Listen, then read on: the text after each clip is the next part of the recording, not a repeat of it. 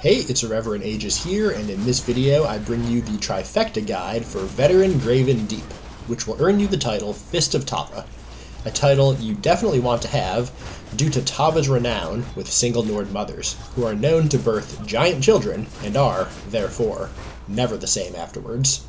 In popular ESO lore, the first person to earn Fist of Tava was Sahan, who had to brave the deep in order to prove to Lyris Titanborn that size doesn't matter. That is, if you know how to use your fists.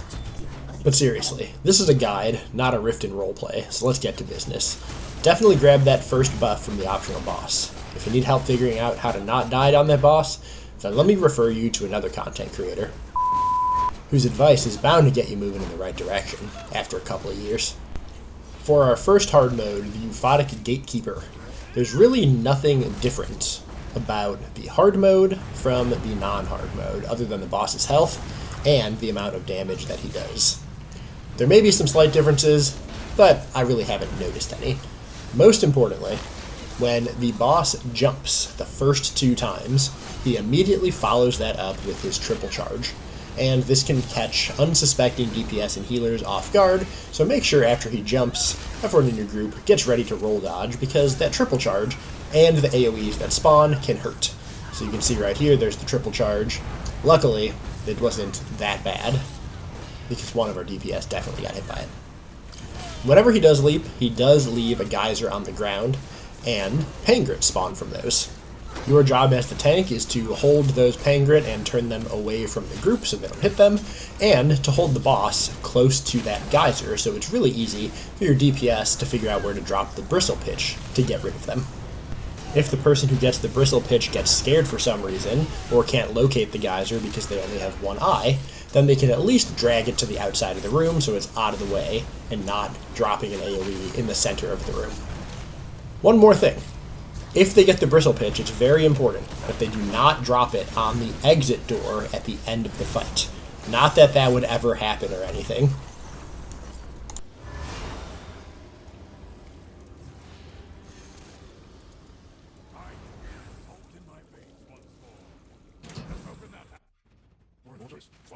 Now, if you're thinking that you should get the second buff from the second optional boss because you want to be able to use the lasers to help you, you've been tricked by another person who has been tricked by someone who didn't do any real scientific testing. That thing is completely useless. Prove me wrong, and I will change my opinion, because that's what science is really about. But seriously, that laser is stupid and a waste of time.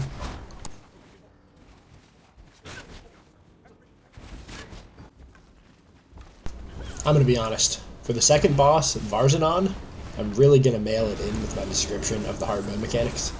You see, it's a DPS check, and I honestly don't know what to tell you other than the usual: hold aggro, chain and adds, debuff the boss, buff your group, and don't stand in the circle AoEs, or get hit by the moving wind AoEs.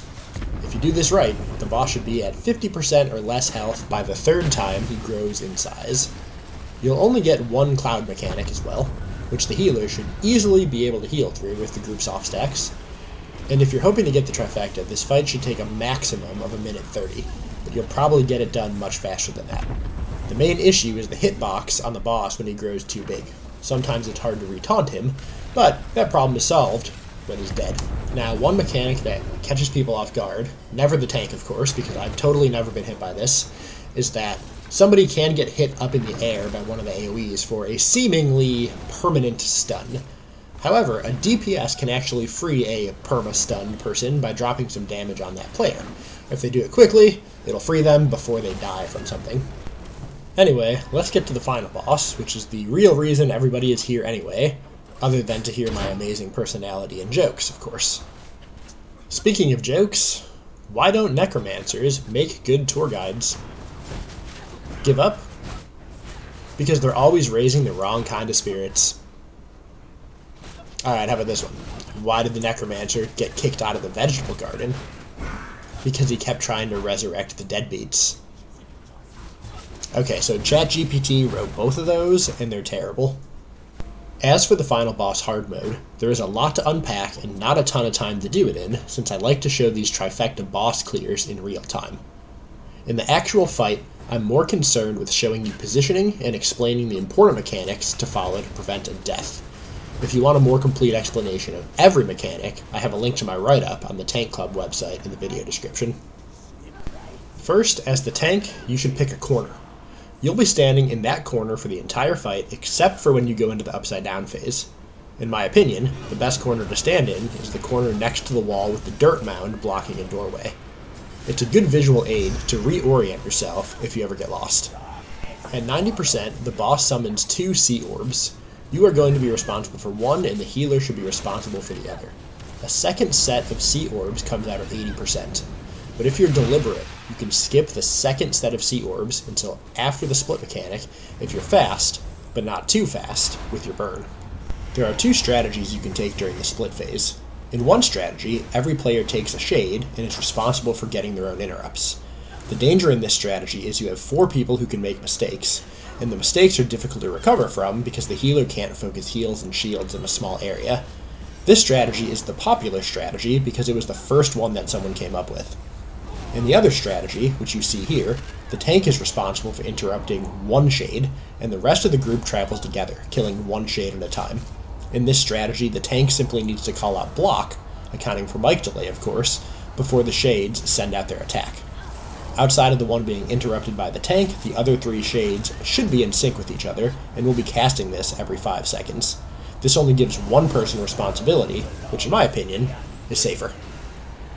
If you pulled off the skip before that phase, when the boss comes back, he'll likely use his Sunder Soul ability immediately. Right after, he'll summon the second set of orbs. This is nice because fewer orbs need to be dealt with during the Sunder Soul mechanic. Now if you didn't pull off the skip, it's more dangerous, especially if the healer gets the debuff.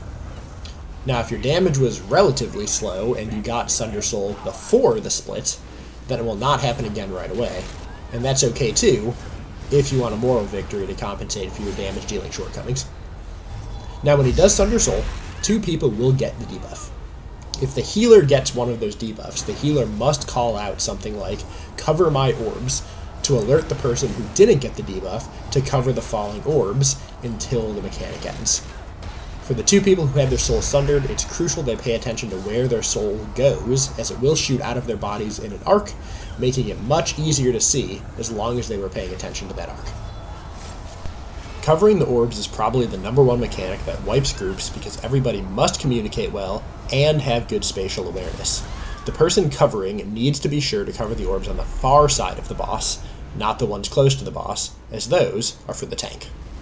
An additional note for the tank is that this person should also be responsible for calling out the look away mechanic. The tank is pretty much always facing the boss, so it's the easiest for the tank to alert the group when this starts to occur. Now, during the upside down phase that we're seeing here, it's very difficult for every member in the group to kill enough shades to prevent getting the big flesh attro. So it's honestly not even worth trying very hard. And if you think you can use those lasers for some reason to do this, those definitely don't work, and that's a big waste of time. They'll kill things, but they don't stay up long enough to actually make a difference. During this phase, the most important thing for the tank to do is to find the dirt mound so that when the mechanic ends, the tank is positioned properly immediately. So the dirt mound is right behind me to my left.